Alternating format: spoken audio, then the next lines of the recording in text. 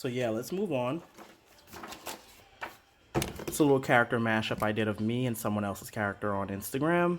If you know her, go follow her. She's an amazing artist. She goes by Banny Dream, BANIDREAM, Banny Dream, at Banny Dream on Instagram. This is some yaoi smut. This is more yaoi smut. Let me show the audience what the goods are. But yeah. This is my character, Bichan, and that's his father, and that's his mother. He's giving them a rough time. That's my character, Nizuma, and his familiar slash demon king, symbiote, whatever.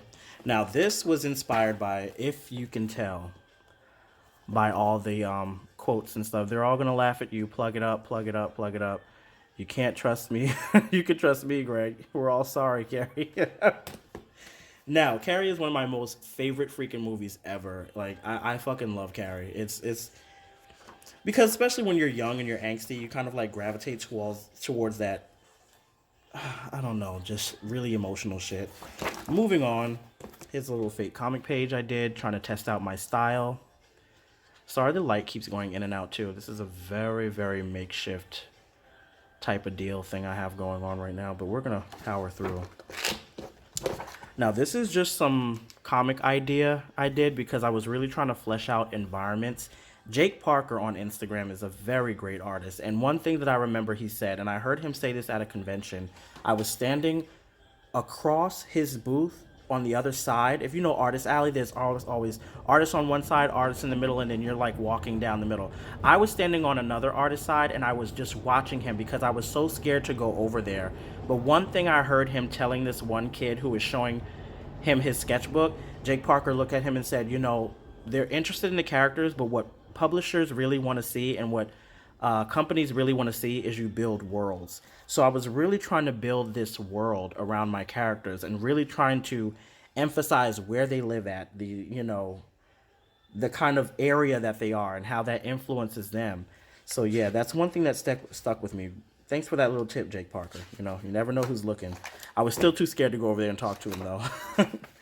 But yeah, this is a little chibi character I did. I wanted to make these into stickers. So this is my character, Donpei. Now this is the one that I showed you with the one split down the middle. This is Donpei in his chibi form. And this is Kidwave in his chibi form. And then, you should have seen these on my wall, but these are stickers that I did. And the stickers I did digitally too. Yeah, I did the stickers digitally. This is just some random character. I never really liked it, so I didn't end up using it. This is a pretty shit marker piece. I mean, this character looks astronomically different than, well, not astronomically, that's dramatic. But this character looks not even remotely what he looks like right now. I can do BMO way better in terms of marker rendering, but for what I had at the moment, this is what I could achieve. You know, it's not horrible, but I still don't like it too much. But yeah, you know, everything's a learning process. So yeah, that's Bomi and BMO. Moving right along. This is one of my most favorite pieces.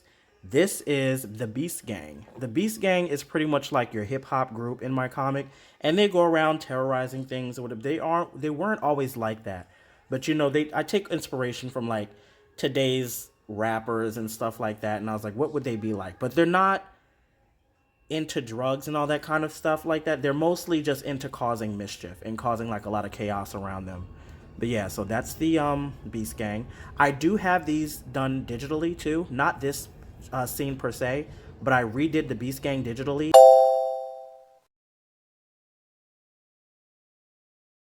And I also did their child form too.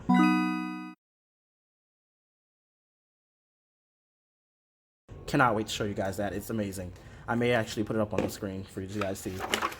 That's King Von. I did King Von digitally too.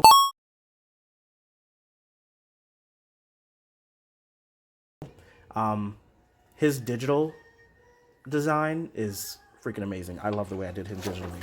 Now, this is where I learned a lot from.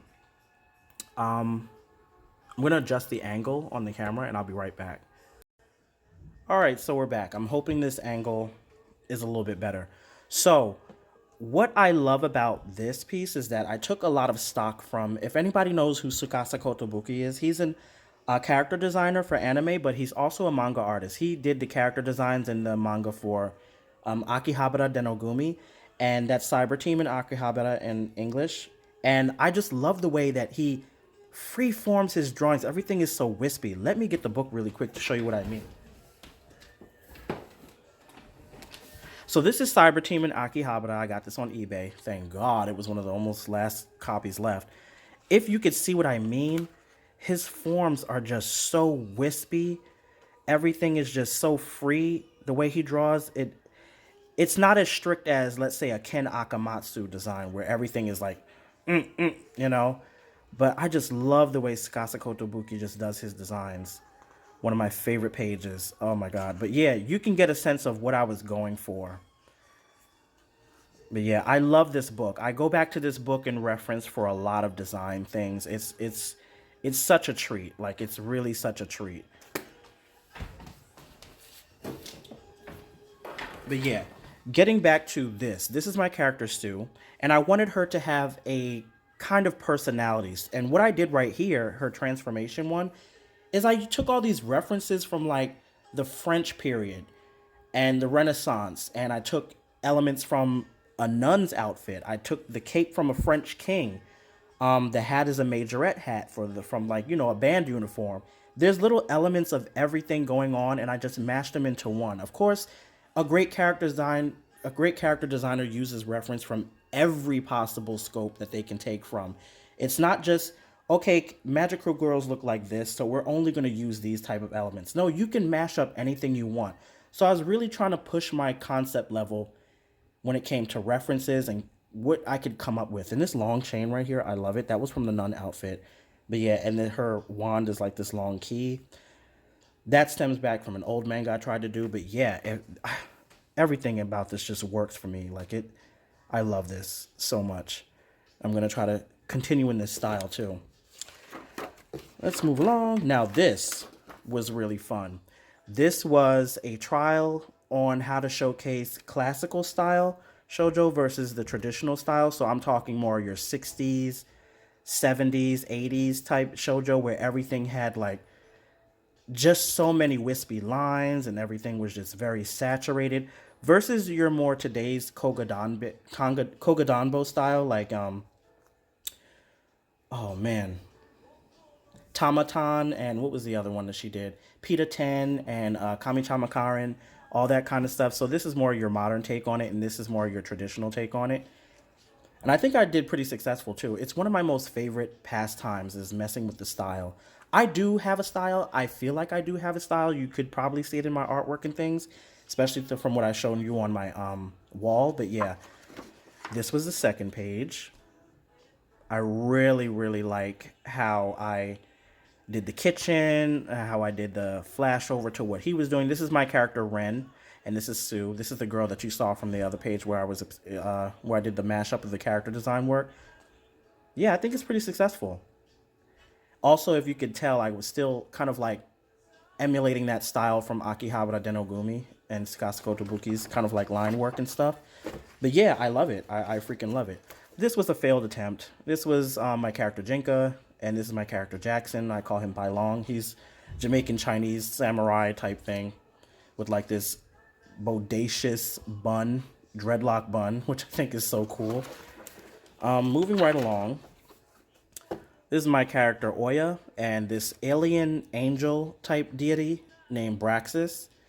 And I really love his design. I'm going to try to do more with it. But yeah, she just came up. I came up with her on the fly. I wanted her to kind of be like this gatekeeper to the underworld type deal. And she was hard as fuck to defeat. So I'm going to try to see what I can do with her design a little bit more. If you could see all the tattoos on her leg, I tried to do in like a gold. Just kind of like, this isn't gold, but it's like kind of like a glittery gel pen. I really wanted it to shine. You can see it if it's like up close and personal, but it ain't for shit on camera. Now, if you're a real artist, you know what the fuck this is. This is a goddamn test sheet. And if I don't have one of these while I'm doing traditional artwork, I'd probably scream. But yeah, everybody should have like 1 million+ of these just lying around. Oh shit. But yeah, Technical difficulties. But yeah, moving on. So, I think that's it for the sketchbook. Yeah. More fucking Ole. This is art in and of itself, okay? Like I was saying about the test sheet, this is art in and of itself. Just a blank sheet full of like color test strips, gradients, different trial and error things which you could use, a face. Like I love my test sheets. I could actually probably make an art piece out of that. Oh, that's a good idea. Test strip art piece. But yeah, let's keep on moving. Now, let's go to some of my more finished pieces. Now, in this, I got this container. It's pretty cool. It's a container I got this from a store called Daiso. If anybody has Daiso, I recommend you going to Daiso and getting all your supplies and stuff like that, because it's super duper cool and it was very, very cheap. So let's look at some of the pieces that I've done in here.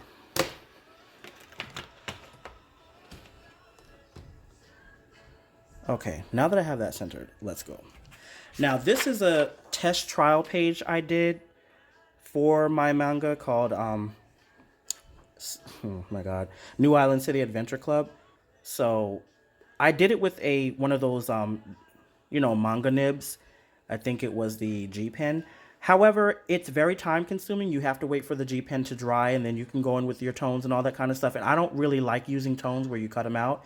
So I use grayscale markers. And while it is very, very successful, I'll let you get up in here. This is Sue in her majorette outfit that I did. It was very, very successful and it looks beautiful. The time consumption to do a page like this is just something I just probably could not afford. I would probably do it if I had the time, but I love the outcome. I have to streamline the process though. This is my character Bomi, and this is Bimo in her smaller form. She's an interdimensional tech character, whatever. Now he's a sort of like gadget type creator too. His uncle is a scientist and he creates all these little gadgets and stuff. So yeah, I just wanted to do like concept illustrations for him. That's the little cat. I really love how, if you could see it up close, you could appreciate all the little blues and shadows around here. You could see it halfway on there, but to appreciate in person, it's just amazing. But yeah. Now this is done on illustration board that I got from Hobby Lobby. A huge sheet. I think it was like 19 by 20 something. Cost me like $5 or so. And I just cut it down so I can make smaller sheets with an X-Acto. But these pieces I did on this cheap ass Master's Touch drawing pad for excellent for dry media. And my ass went and did like a whole bunch of marker work on it. Now, luckily enough, Master's Touch is not bad. At the same time, it is so not the paper to be doing this level of detail and work on markers on. Thank God it worked, because this is a really nice piece. And I've had people chew me out like, how the hell could you do it on that paper? But listen, I do art. I don't give a shit what I do give a shit, but listen, if the creative inside me is saying, let's go, let's fucking go. Now, this is Ren, and this is Bobo Chami. He's an interdimensional creature, and this is the Star Gem. However, I think where I failed in this piece is the background. I tried to do this kind of blended universal thing, and I don't like where some of the color blended together. And I don't like how these shapes right here, almost like using the dodge tool in digital art. That's what I tried to do with this. It just wasn't successful in my opinion. And I would do this piece again. I would redo this Galactic River. It's nice, but I just feel like I have a little bit more to offer in terms of colors and things. I don't like these colors blended together. I don't like these star motifs down here. Yeah, I would redo this piece, definitely. But for the most part, it's not bad. Moving right along, this is one of my most favorite pieces that I've done on this weak, shitty paper. But yeah, this is my character Bola. And he's a part of the Mabutu tribe. And the Mabutu tribe is this ancient African tribe in my manga where they hold the secrets to the underworld. And it's just amazing. Like, the story is so rich that I'm coming up with it. And this is his familiar that he uses whenever he uses his Star Gem. He uses his familiar's power as well. And it's kind of like a king of one of the three kings of the underworld. So they interface together and they like fuck shit up. But yeah, So if you could see where my influences come when I'm talking about me being traditionally taught as a shoujo artist, I love all of these little details, and you have to really get into appreciate it. The clouds having all these blended purple, blues, and pinks and stuff. The ribbon, the little accents on the sun shining or the gleam, the medallion in the back, and the way that I actually did the harsh tone, the harsh kind of like golden hues on the mask. I get all of this from like your Megumi Tachikawa, your Arena Tanemura, and of course Clamp. I mean, man, I really researched heavy on how to bring out the most in this piece, and I think it was pretty damn good. Oh, look, another test strip. Let's see what else I got in here. Some doujinshi paper that I really don't need. Now, this was a continuation from the comic that I did in this Master's Touch sketchbook. Let me try to bring it back up again and see if I can find it.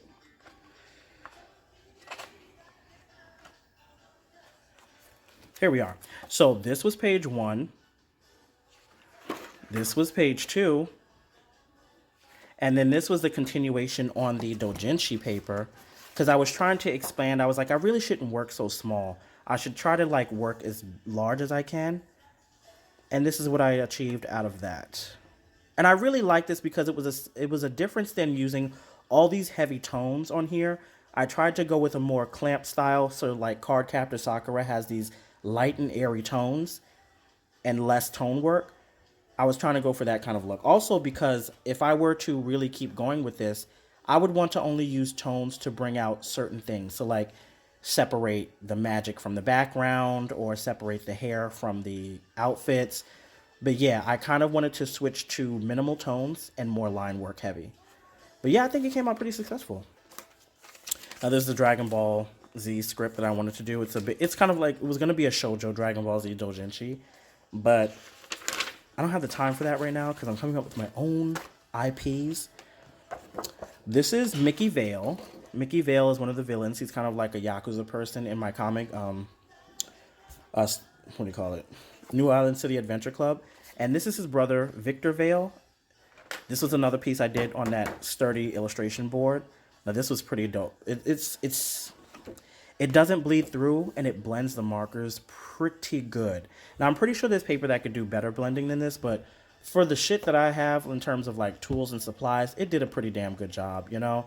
I used the gel pen to kind of create that lightning effect, and I wanted to make this, I call it a shocker stick because he's not going to be like stabbing children with an electric thing that's going to put them in a coma. So it's kind of like a toned down cattle prod, but it only shocks you. So like, you know, if you rub a fucking sweater out of the dryer and you get that little shock, that's the kind of level of shock that I was going for. I didn't want a villain that was going to totally put a child in a fucking coma.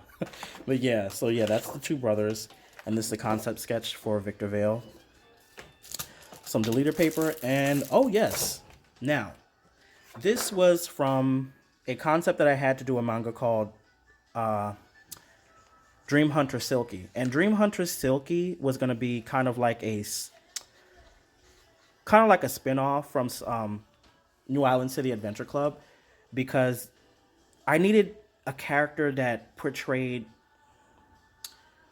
more of a magical girl thing, but that's not important. But basically what I was trying to achieve with this illustration was more putting work into the background that always wasn't city or trees or, I don't know, some kind of structured background. I wanted it to just be totally whimsical, totally magical, but still pull the viewer in and make it seem, oh, wow, that's really pretty. Oh, wow, that's really dope. So, yeah, I think I was pretty successful on this. I would definitely do it over because there's some things that I see that I really don't like in terms of the marker rendering. But, yeah, for most part, I think I achieved what I wanted to.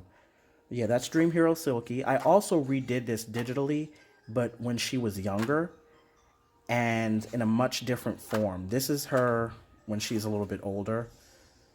I would say middle school, high school. I would say like 9th grade maybe. And she's just realizing, you know, her powers and all that kind of shit. But yeah, I'll show you the digital one in the digital sketchbook tour. But yeah, that's all I have for you guys today. Hopefully you liked my sketches. Hopefully they gave you a little glimpse into me as an artist and everything else. So yeah, hopefully we can do this soon. Peace.